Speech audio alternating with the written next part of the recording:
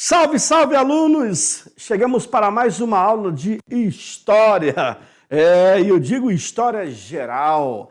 Nós estamos avançando, saímos da pré-história, passamos pela Idade Antiga, visitamos a Idade Medieval e hoje nós iremos falar sobre a cultura e, por que não, a África, o continente africano. Assunto esse que quase você não vê nos livros didáticos, fazendo uma abordagem mais aprofundada, a não ser quando você faz uma pesquisa e você encontra informações sobre a África em si, tá bom? Na aula de hoje, acompanhe na tela. Nós iremos falar sobre a importância do estudo da África e lembre-se que a aula de hoje, deixa eu colocar aqui meu pincel, minha caneta, a aula de hoje eu já vou abordar a África parte 1. Então, basicamente, esse assunto são duas partes, tá bom? Nós vamos continuar numa outra aula. E aí, aluno, vamos procurar saber sobre a África Atlântica. Olha que legal o nome.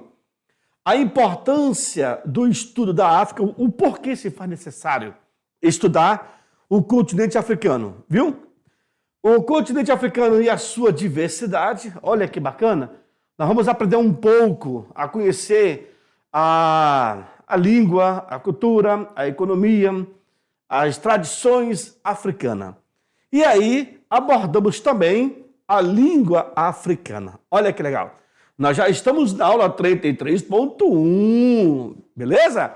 Para a aula de hoje, a habilidade é a seguinte, analisar a importância dos valores éticos na estruturação política da sociedade. Quando se fala valores éticos, logo eu estou me referindo à sociedade africana. Fechou? Então vamos lá. Começamos a ter um entendimento sobre o que vem a ser a África Atlântica. Vejam, quando nós falamos da relação entre Brasil e a África, muitas vezes enfatizamos, normalmente, o trabalho escravo, que aqui foi realizado. E aí eu faço uma observação. Vejam, todas as vezes que nós enfatizamos sobre a relação entre Brasil e África, logo que vem na cabeça de vocês, ou de qualquer uma pessoa, é uma associação com o trabalho escravo. Mas eu quero dizer que o negro africano que veio para o Brasil, aqui é que ele vai se tornar escravo. Ele não veio escravo da África, até porque esse sistema de escravidão acontecia por causa de brigas de etnias lá no continente africano. Tá? Então eu tenho aí um grupo A, um grupo B, que acabam se discordando ou não se gostam, entram em confronto. O grupo A acaba dominando o grupo B. E aí ele pega esses componentes do grupo B e vai fazer o quê? Vai torná-lo escravo deles, do grupo A. Quando os portugueses chegaram na África e fundaram várias colônias, esse grupo A, que já tinha prisioneiros de guerra, acabaram vendendo esses prisioneiros para os portugueses.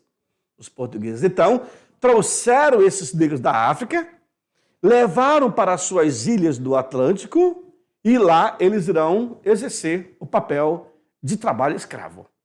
Tá certo disso? Beleza? Continua no quadro. A contribuição dos africanos para a história do Brasil vai muito além apenas desse assunto que vocês estão vendo aí. Aí, muito além desse processo migratório. E aqui a pergunta que você faz é o seguinte: que contribuições são essas? Vocês verão, ao longo da nossa aula, a contribuição que o negro, ao chegar no Brasil, ele traz na bagagem suas tradições, a sua cultura, a sua culinária, a sua dança, a língua, tudo que ele exercia, executava e tinha na África, eles irão trazer para o Brasil. Só que assim, os navios tumbeiros que vieram ficavam amarrotados de negros nos seus porões. Todas as etnias se misturavam ali. Crianças com mulheres, pessoas adultas e idosos. Quando chegavam no Brasil, lá em Salvador ou em Pernambuco, eles iam para os mercados e ali eles eram colocados em exposição para a venda. Você imagina que o negro, de porte físico bacana, eles passavam óleo no corpo desse negro e colocavam em exposição no sol. O sol batia na pele daquele negro que parecia um pão doce, de tão espelhado que estava. E sem contar que todo o porte físico do cara era bacana. E ali ficava em exposição. Tá? Isso no Brasil, nós tivemos vários mercados de escravos, tanto em Salvador, como em Pernambuco, Rio de Janeiro, tá bom? Em várias partes. Só que, além desse negro, ele traz consigo sua bagagem cultural. E eles vão executar. Quer ver uma situação? Ali em Vila Bela, da Santíssima Trindade, que foi a primeira capital do Mato Grosso, hoje a capital é Cuiabá.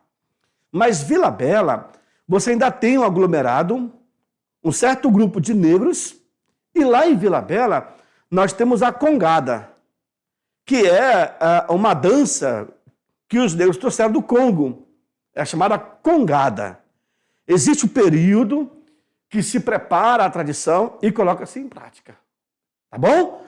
Vamos lá. Na sequência, essa aí é uma das contribuições que eles irão trazer para a nossa região.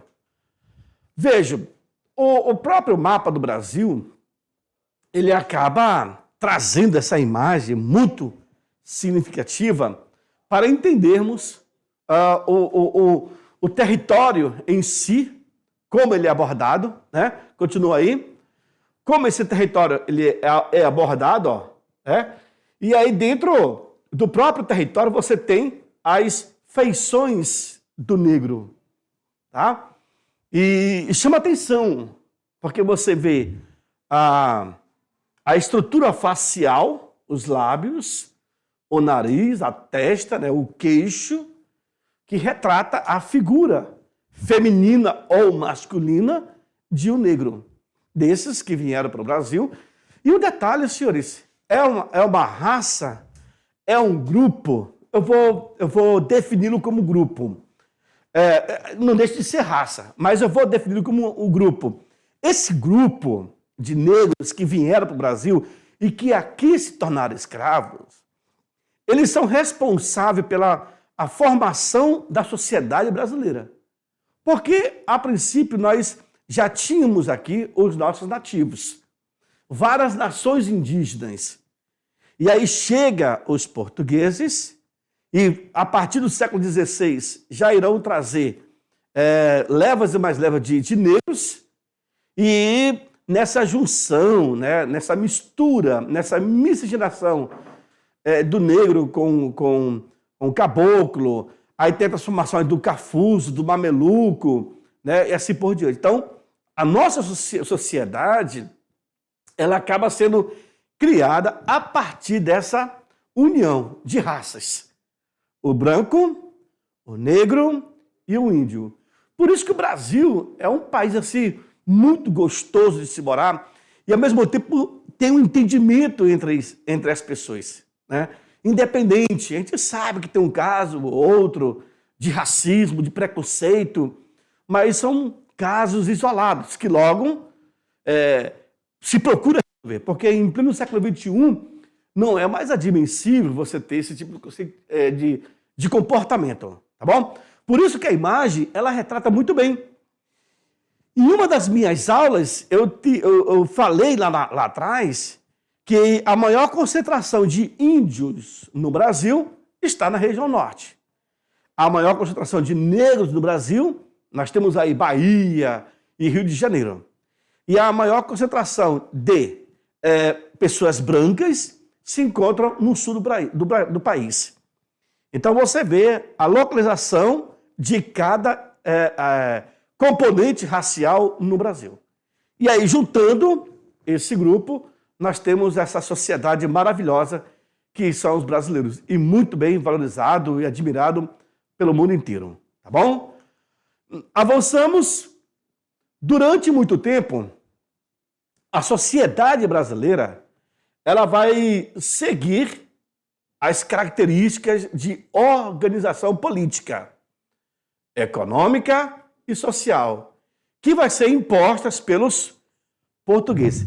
Aluno, talvez você não saiba, você que está no primeiro ano, você vai aprender com o tempo, mas houve um período da nossa história que Dom Pedro II, ele tentou branquear o Brasil. O que é isso, professor? Exatamente. Dom Pedro II, quando ele assume o poder, a partir lá de 1834, e vai até 1889, com a criação da República, ele percebeu que teria chegado bastante, tinha muitos negros no Brasil. E aí ele tenta, de certa forma, procurar branquear, inclusive trazendo pessoas de fora, naquele período do plantio do café, e trazendo aí os imigrantes italianos, né, e etc. Mas, infelizmente, isso não foi possível. Mas houve isso na história, sabia? Não foi possível, ok. Mas só para vocês situarem que houve sim esse registro, tá bom? Vamos lá. Na sequência, aí o que essa imagem acaba trazendo para nós são as carrancas, são as figuras, as expressões da cultura negra. Então, aí tem um significado fantástico nessas, vocês poderão chamar de máscaras, né? Não deixa de ser uma máscara. Para uma pessoa que é leiga, ela vai dizer que é máscara, mas nós chamamos de carranca, que ela traz uma expressão facial bem nítida desse povo. Então tem todas as espécies possíveis aí, tá bom? Olha lá. Como consequência dessa organização, baseada em modelos europeus, levou-se em conta apenas a participação do colonizador. Vejam só, ficando em segundo plano a participação dos indígenas. E também em segundo plano, os africanos. Além dos africanos, eu também teria aí os seus descendentes. Na verdade, tanto o negro como o índio e os descendentes dos índios e os descendentes dos negros irão formar a sociedade brasileira. E eu volto a repetir para vocês que também em uma das minhas aulas lá atrás, eu teria mencionado que o negro, por ter esse papel fundamental, independente dos locais, por exemplo, onde tivemos as minerações, lá em Minas Gerais, por exemplo, lá em Cuiabá. E o soldado lá, o militar que estava naquela área de fronteira, quando eles chegavam ali, mesmo sendo degradados, ou seja, ele veio para cá para cumprir sua pena, ele acabava se tornando a elite colonial daquela região. Olha que interessante. E o negro em si, eles vão se aglomerar, se organizar em quilombos, e aqui no estado de Rondônia nós temos vários quilombos, no Vale do Guaporé, que retrata muito bem essa realidade. Realidade de perseguição e de formação, e hoje, inclusive, eles possuem suas culturas ali para todo o estado. Tá bom?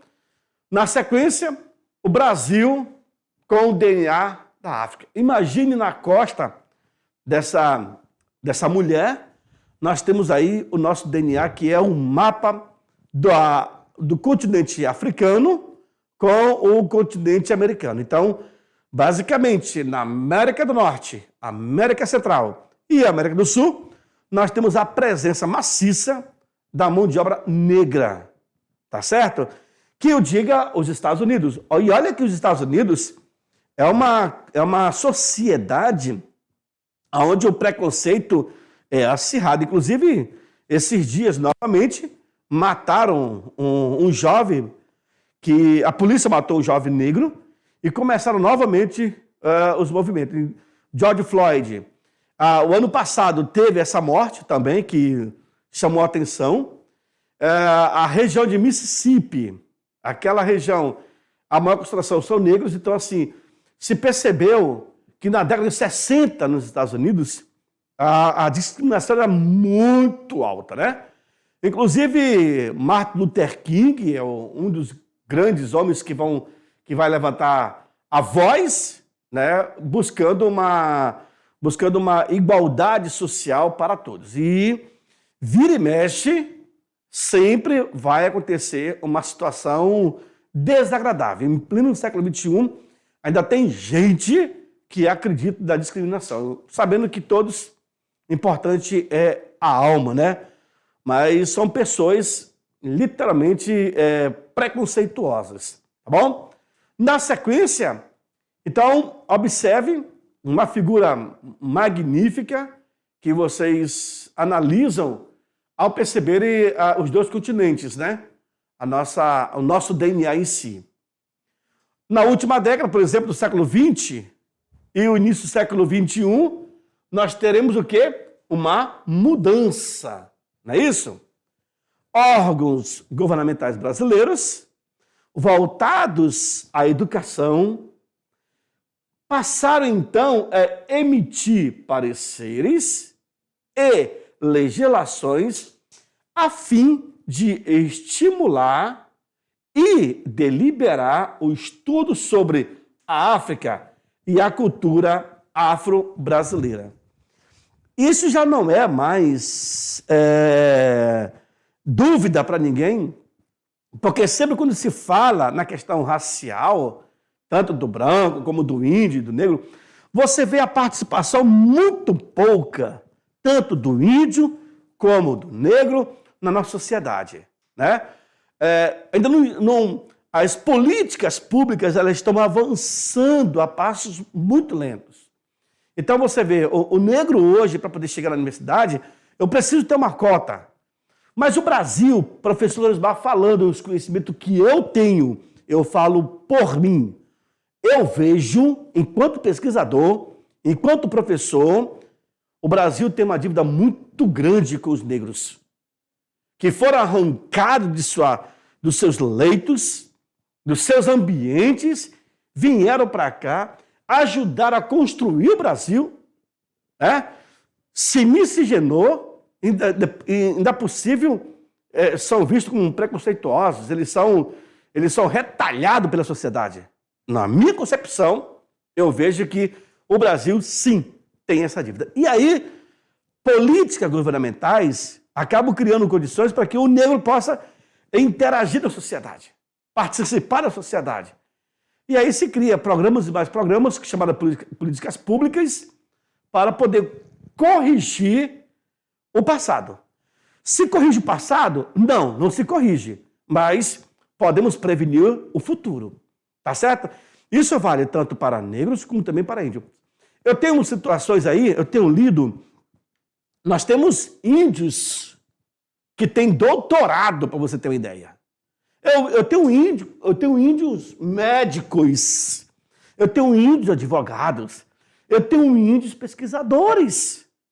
O cara que tem um PhD, eu consegui conhecer há um ano atrás aí, lá no Mato Grosso, um índio que era PhD. Vocês imaginem, e não é qualquer um que corre atrás, gente. É muita falta de... É muita vontade, muita persistência em querer mostrar para o meu povo que nós podemos conseguir. Então, assim, é uma questão de desejo, tanto individual como coletivo. Isso se aplica também para o índio, se aplica para o negro. Então, assim, a gente busca ser inserido na sociedade da melhor forma possível, tá bom? Na sequência, nós temos aí imagens de batuque, né? A própria figura negra, eu particularmente, eu adoro. Eu, professor Lismar, eu trabalho com isso, eu sei o que se refere à questão do negro, e a pesquisa, cada vez que eu pesquiso, eu fico mais assim, deslumbrado, eu fico mais alegre, mais feliz, porque é um fato que eu gosto de pesquisar, tá bom? Na sequência, nós temos a história dos povos indígenas e a história dos povos africanos, vindo da África. Então, os dois acabam se funilando aqui. Essencial para a compreensão da nossa história e cultura. Verdade. Se não, garoto, como é que fica? Então você não tem negro da família? Rapaz, se você for analisar a tua árvore genealógica, você vai encontrar o negro, você vai encontrar DNA de negro na tua família, DNA de índio na tua família, não tem boca. O Brasil é um país pluricultural, nós temos um pouco de cada raça aqui. Eu tenho japoneses, eu tenho bolivianos aqui também, eu tenho um coreano, de tudo um pouco eu tenho. Olha essa intérprete que vocês estão vendo aí, isso é coreano ou é boliviano? Né? A nossa intérprete Aldelina, vem para mim. Ó, cadê? Tá aqui. Olha a nossa intérprete Aldelina. Ela ou pode ser coreana, pode ser japonesa, pode ser boliviana, mas o Brasil é um país pluricultural. Nós temos de tudo um pouco aqui, tá certo? Segue no quadro. Essas condições para a sociedade dá, na verdade, uma oportunidade para todos. É isso que nós buscamos. Cara, é diferente de você tentar entrar nos Estados Unidos. Não consegue. Ali pelo México é barrado. E muitos querem ir para os Estados Unidos na ilusão de ficar rico. Entendeu? Porque a sociedade americana, capitalista, você consegue ganhar dinheiro, consegue ficar rico. Pouquíssimas pessoas chegam lá. Pouquíssimas. Então, se você vive uma sociedade onde ela é bem organizada e onde todos têm participação, direitos, né, e condições, com certeza está bem. Só que é aquela coisa, né? Sempre a grama do vizinho é melhor do que a sua. De repente você mora na sociedade brasileira, você está aqui em Porto Velho, Rondônia, eu quero ir para Lisboa, em Portugal. E aí? Não é a mesma coisa, né? Eu não preciso ir para a Europa. Eu vou passar a morar agora lá em Rondonópolis, por exemplo. Lá em Curitiba. Vai levar um bom tempo para que eu possa me acostumar com a área. Então, assim é a sociedade brasileira também, tá bom? Veja aí mais figuras dessa interpretação, dessa raça, desse povo magnífico, que você... Gente, para quem não entende, vai olhar assim, mas que figura é essa? Né? Você tem que aprender a fazer leitura. Isso aqui são, basicamente, duas crianças, né? Que estão com trajes típicos de alguma festividade, cultura deles. Fizeram aí um drag com o concha, né? Pequenos caracóis. E assim, a vestimenta, as cores são muito fortes. E isso chama atenção, é a cultura deles. Da mesma forma, você chegar até uma tribo indígena e você perceber como é que eles se vestem. Aí você chegar lá no Rio Grande do Sul e verificar como é que o gaúcho se veste também. Principalmente em dias de festas, né? Você chega em Santa Catarina, a mesma situação. Você chega aqui em Parintins, aí você vê o povo, como é que estão ali vestidos para uma cerimônia. Na verdade, é a cultura. E nós temos que termos um olhar de respeitabilidade. Até um olhar de admiração, porque na admiração ela acaba trazendo a você essa curiosidade de querer aprender cada vez mais. Tá bom? No ano de 1988, logo vocês sabem que aqui é a nossa Constituição, é isso? A comemoração do centenário da abolição da escravatura, abolição do trabalho escravo no Brasil, suscita a preocupação em estudar a história dos povos africanos, suas culturas, a vida, o trabalho, que é a labuta, né? Além da influência que exerceram sobre a formação do Brasil. Professor Lismar, o que o senhor está falando nessa sua explicação, porque até no ano de 1988, quer dizer que não existia um estudo específico sobre a sociedade africana? Não, não existia. Que interessante. Sim, acaba sendo interessante porque você percebe que não se dava valor a alguém que participou da criação da nova Constituição e o centenário que se arrastava da abolição da escravatura. Nós temos alguém que se preocupou e colocou essa transformação. Por que não estudar? Se o Brasil se originou dos negros e dos índios, então vamos colocar na nossa grade da educação um estudo sobre essa sociedade. E aí, de lá para cá, só que mesmo assim ficou de forma bem tímida. Algumas pessoas, alguns estados, algumas escolas, alguns professores tinham uma certa resistência de querer falar, né? Hoje se percebe que o assunto está mais latente, então você tem mais informações, mais pesquisas que acabam chegando na nossa sociedade. Por exemplo, em Porto Velho nós temos uma amiga chamada Cleide Beckman, e ela escreveu um livro sobre os negros que vieram para a Estrada de Ferro Madeira Mamoré. Ela conta no livro do Mar do Caribe ao Rio Madeira. Então ela faz um traçado da vinda desses negros que aqui vão trabalhar na construção da Estrada de Ferro Madeira Mamoré. Vieram do Caribe para cá. Não eram negros escravos, não. Eram negros que vieram para trabalhar aqui na ferrovia. Como já tinha prática lá no canal do Panamá, então vieram também para cá para trabalhar e concluir a Estrada de Ferro Madeira Mamoré. Tá bom? Olha só, na sequência, uma outra imagem fantástica. Vocês imaginem essa imagem numa tela, na tua sala, no teu quarto. Nossa, é de arrebentar, né? O contraste lá atrás, o sol, né? Ganhando aí o anoitecer e as árvores em cima. Nossa, eu particularmente, uma tela dessa aí seria magnífica. Ainda mais se fosse em alto relevo. Nossa. O sistema de cotas que foram criadas nas instituições de ensino superior para os afros brasileiros. E essa cota, ela vem na Lei 12.711, do dia 29 de agosto de 2012.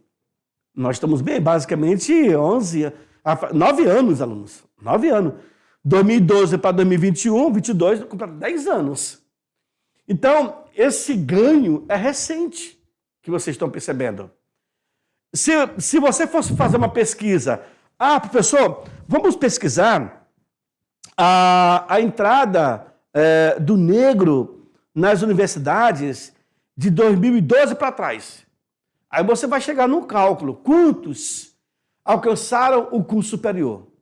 Agora, de 2012 para cá, 10 anos depois, quantos chegaram? Aí você vai ter esse comparativo, o antes e o agora.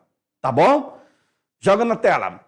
Com isso, também suscitou discussões e despertou os maiores interesses da sociedade sobre a formação da população brasileira. Claro, um estudo puxa o outro. Criou-se a lei em 2012 e aí se buscou, então, inserir essa discussão na sociedade e principalmente nos bancos das escolas. 51% da população do Brasil é negra. Viu só aí? E a outra metade tem o dobro de oportunidade, que são os brancos. O que você viu é um dado, senhores, é um dado que todos já conhecem. Se 51% acaba sendo descendente de negro, então 49% ainda está dividido entre branco e índio. Se for duvidar aí, 22% são índios, 30 e poucos por cento, ou 15% são índios. A maioria dessa segunda metade vem a ser branco. E essa raça branca acaba tendo o triplo, eu não diria nem o dobro, teria o triplo de condições. Tá certo? Vamos lá. Cotas raciais. O que são, professores? Professor, são reservas de vagas em vestibulares, provas em concursos públicos destinados a pessoas de origem negra. Ela pode ser negra, ela pode ser parda ou indígena. São descendentes, tá bom? As cotas visavam acabar com a desigualdade racial e o racismo estrutural. Essa palavra aqui é muito bem conhecida, tá, aluno? Resultante de anos de escravidão no Brasil. Olha aí, cotas sim. Ou seja, cotas é um direito para que o Brasil possa corrigir essa dívida que tem para com o povo africano. Continente africano e a sua diversidade. O que vinha a ser? O termo África surgiu com os romanos. Olha que achado aqui, aluno. Os gregos dominavam o continente africano de Líbia. Ao norte, sofreu colonização e também influência dos árabes. E em sua região nordeste e leste, vai sofrer a influência de quem? Da Indonésia. Especialmente ali da ilha de Madagascar. Tá certo? Ó, olha que imagem fantástica desses meninos, né, fazendo uma figura geométrica. E essa figura, ela roda o mundo, tem várias leituras. De repente eles estão brincando, possa ser uma dinâmica que foi criada aí, e criaram, dá para se perceber a boca de um vulcão, não é isso? Aí você começa a medir também o pé dessa galera aqui, ó, tá? Vamos lá. As imagens mostram a diversidade do continente africano, que conta com altas montanhas, florestas, grandes extensões de matas, diga-se, matas baixas e também estepes. Zonas que estão sempre alagadas. Aí eu tenho savanas e dentre muitas outras. Aí eu tenho grupo de humanos que vivem na região subsaariana, que é a África subsaariana, e grupo de humanos que vivem na região subsaariana da África, da Etiópia. Bom, e aqui no caso, a riqueza da vida selvagem. São 54 países que compõem a África. É isso que vocês viram aqui, aluno. Eu tenho 54 países dentro do continente africano. Percebeu? Enquanto eu tenho 50 estados dentro do continente, dentro do país dos Estados Unidos. 50 estados dentro do país americano. E aí você vê todos eles. Argélia, Líbia, Egito, Chad, Nigéria, Mali, Nigéria, assim por diante, tá? A língua africana. A classificação dos povos africanos veio por meio das línguas faladas, criada com a intenção de, olha só, facilitar o estudo do grande número de povos que falavam desde as simples comunidades até as grandes nações. Então se procurou adotar um dialeto entre eles, uma comunicação direta. Isso em toda a África, a África Atlântica e a África subsaariana, que é mais a parte desértica, tá bom? Veja aí, povos africanos, eu tenho a África na parte asiática, que é essa que vocês estão vendo aqui, Ó, tá bom? Aí, ó. Perdão, toda essa daqui. Deixa eu apagar para vocês.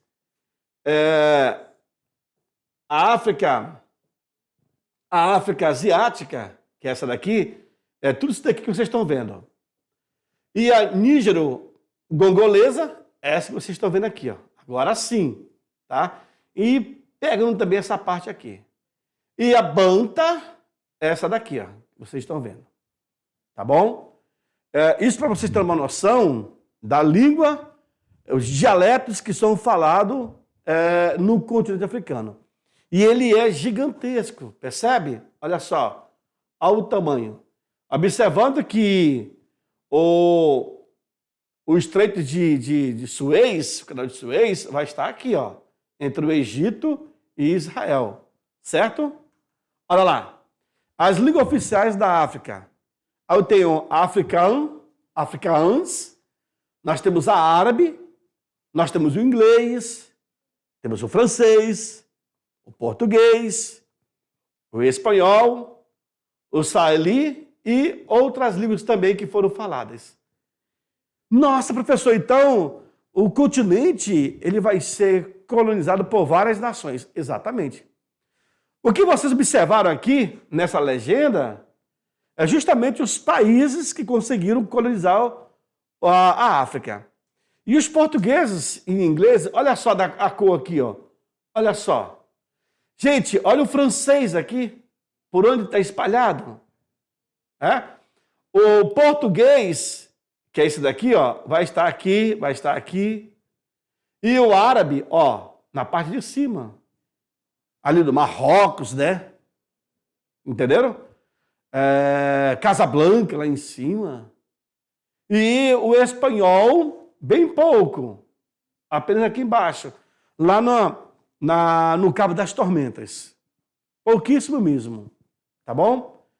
A África Atlântica, a derrubada das matas e regiões florestais e o aumento das áreas desérticas criaram condições para os povos se estabelecerem nas terras altas das planícies inundáveis. Viu aí? E a imagem que vocês observam, mais uma que chama atenção, essa figura emblemática. Você só percebe que é uma mulher devido ao vestido, devido ao brinco também que se destaca. E em cima nós temos aí uma bilha. Ela pode ser bilha, pode ser jarro ou pode ser um pote, que é esse instrumento que ela está levando aqui. Mas ela está mais para um jarro. O pote, ela deveria ter aqui a alça, né? E a bilha não tem isso. A bilha ela é reta, tá bom? Grupos como os Telém e posteriormente os Dogons encontraram local para o estabelecimento das aldeias, para a prática da agricultura e também para a proteção contra os animais e também dos seus inimigos. Era assim que buscava. Você adota um ambiente, você escolhe um ambiente onde você esteja ali protegido, principalmente de animais e dos inimigos. E para finalizar, nós temos essa imagem que retrata o continente africano e os seus descendentes, cada povo, Argélia, Líbia e assim por diante, né? História e sociedade da África. E observem que na ciência o homem nasceu no continente africano e se expandiu para a Europa e também para a Ásia. Só que esse assunto vocês já viram com a gente, ó, lá atrás. Agora,